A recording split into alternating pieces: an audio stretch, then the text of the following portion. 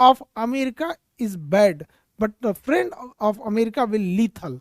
बड़ी खतरनाक होता है इन शो का। ये केवल हम लोग को तो एशिया वालों को देखना नहीं चाहते अमेरिका वाले, हालांकि कह रहा है अच्छी बात है यहाँ पर कि अरुणाचल प्रदेश हमारा है, नहीं हो कहेगा तो हमारा ही रहेगा यहाँ पर अरुणाचल प्रदेश। अरुणाचल प्रदेश को चाइना टाइम टाइम पे टॉर्चर करने के लिए स्टेपल वीजा देता है। अभी चाइना में एक गेम हो रहा था वहां पे, यूसु चैंपियनशिप वहां पे, तो अरुणाचल प्रदेश से कुछ खिलाड़ी चाइना जा रहे थे। तो अरुणाचल प्रदेश से खिलाड़ियों को जाना था, तो चाइना ने अरुणाचल प्रदेश के खिलाड़ियों को वीजा ना देके स्टेपल्ड वीजा दिया, जिस वजह से भारत ने कहा कि हम अपने खिलाड़ियों को नहीं भेजेंगे। अब ये स्टेपल्ड वीजा क्या होता है समझिए ध्यान से। स्टेपल्ड वीजा को समझने से पहले हम ये समझते हैं कि विदेश कैसे जाता है। एयरपोर्ट का हल्का सा स्ट्रक्चर समझते हैं कि एयरपोर्ट जो होता है उसका जो जहां हम लोग एंट्री करते हैं वो टर्मिनल बिल्डिंग होती है। तो ये पूरी जो बिल्डिंग दिख रहा है ये है टर्मिनल बिल्डिंग। इसी में सारा सिक्योरिटी चेकिंग, टिकट, खाना पीना, रेस्टोरेंट वगैरह सब इसी टर्मिनल बिल्डिंग में होता है। सारा तामझाम इसी टर्मिनल बिल्डिंग में होगा यहाँ पे। तो ये हो गया टर्मिनल बिल्डिंग। टर्मिनल बिल्डिंग में सब कुछ क्लियरेंस मिल जाने के बाद हम लोग को वहाँ टीवी लगी होती है, पता चल जाता है कि किस गेट पर हमारी फ्लाइट लगी है। तो ये जो फ्लाइट है ना खोपचा में आके ऐसे ऐसे लगे हैं सब, तो यहाँ सबका गेट नंबर है 15, 16, 40, 35 जिस गेट नंबर पे है। तो हम लोग चले जाएंगे गेट नंबर पे। तो टर्मिनल से होते हुए चले जाएंगे गेट नंबर पे। यहाँ जहाजें आके खड़ी रहती हैं, तो इस एरिया को एप्रेन कहते हैं। ये एरिया एप्रेन हो गया, जहाँ जहाजें आके खड़ी हैं एप्रेन। एप्रेन में जब सवारी भर जाएगी, अमेरिका 3 सवारी, बेंगलोर 15 सवारी, 1 सवारी दिल्ली, ऐसे करके भर जाएंगे। ऐसे नहीं भरते हैं, ऐसे टेम्पू भरता है यहाँ पे। जब सब भर जाएगा तो फिर ये इधर से ढकेल के करेगा, ये टैक्सी वे होता है। टैक्सी वे होते हुए ये रनवे हो गया, चला जाएगा रनवे पे। तो ये एरिया हो गया आपका रनवे, और ये एरिया हो गया टैक्सी वे, ये एप्रेन हो गया, ये गेट हो गए, ये टर्मिनल हो गया। सबको मिला दीजिए तो ये हो जाता है एयरपोर्ट हो जाता है। अब यहीं पे होता है टर्मिनल बिल्डिंग में एक एरिया इमिग्रेशन। अगर आपको इंटरनेशनल जाना है तो वहाँ आपको एक अलग काउंटर होती है जिसे कहते हैं इमिग्रेशन। इमिग्रेशन में आपको अपने डॉक्यूमेंट दिखाने होते हैं और वहीं से ये झोल शुरू होता है। इमिग्रेशन पे जब जाते हैं तो सारा डॉक्यूमेंट देखता है। फिर हम अपने देश से कोई क्राइम करके तो नहीं भाग रहे हैं, तो हमारा पासपोर्ट लिया जाता है, पासपोर्ट क्लियर रहता है।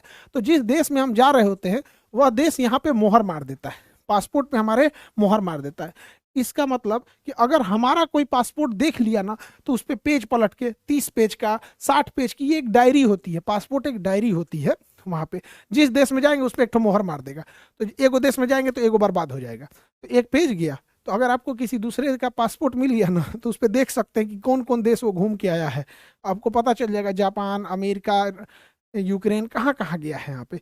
इससे एक चीज होता है कि जब भी कोई देश, जैसे अगर किसी को भारत में आना है तो भारत उस पर जब वीजा देके मोहर मारेगा तो हम ये एक्सेप्ट करते हैं कि हम उस देश के कानून को, उस देश की क्षेत्रफल को, हर चीज को हम मान रहे होते हैं। लेकिन चाइना का कहना है कि हम अरुणाचल प्रदेश को नहीं मानते हैं कि अरुणाचल प्रदेश भारत का है। इसलिए जब भी कोई व्यक्ति अरुणाचल प्रदेश का जाता है चाइना में, तो चाइना क्या करता है, पासपोर्ट पे मोहर नहीं मारेगा, बल्कि उस पर एक ठो अपना डॉक्यूमेंट को पिन से स्टेपल कर देगा, नत्थी कर देगा स्टेपल। तो उस पर एक ठो रसीद चिपका देगा पासपोर्ट के ऊपर और उस रसीद पे मोहर मार देगा। अब सोचिए, पासपोर्ट पे मोहर मारता तो एक्सेप्ट एक ऑथोरिटी हो जाती है कि आपने खुद ही एक्सेप्ट किया है कि भारत का कानून को और भारत के संविधान को, और भारत का संविधान कहता है कि अरुणाचल प्रदेश हमारा है। इसलिए क्या करता है, ऊपर मोहर मारता है। और जब देश छोड़ के हटते हैं, वापस एयरपोर्ट पे आएंगे तो इसको फाड़ के रख लेगा। तो आपके पासपोर्ट पे गया काम से। तो स्टेपल्ड वीजा देता है। तो स्टेपल्ड वीजा केवल अरुणाचल प्रदेश के लोगों के लिए चाइना देता है। ये भारत में काफी कंसर्न का विषय है। यहाँ पर ये दोनों देशों के बीच ये कंसर्न रहता है। इधर मोदी जी एक और कांड कर दिए, अग्नि 5 मिसाइल 2012 की है। तो उसमें कई टेस्ट बार बार होते रहते हैं, सुधार के लिए नई टेक्नोलॉजी आ जाती है, अपडेशन के लिए ज़रूरी है। अभी फिर से अग्नि 5 मिसाइल का परीक्षण किया गया। इसका रेंज 5,500 किलोमीटर है। हालांकि 5,500 किलोमीटर है, ये भी डिपेंड करता है कि हम मार कहाँ से रहे हैं। 5,000 जैसे हम यहाँ से दिल्ली मारेंगे या फिर मिसाइल को दिल्ली में बैठा के मारेंगे या फिर बॉर्डर पे जाके चलाएंगे, काफ़ी इफेक्ट पड़ता है।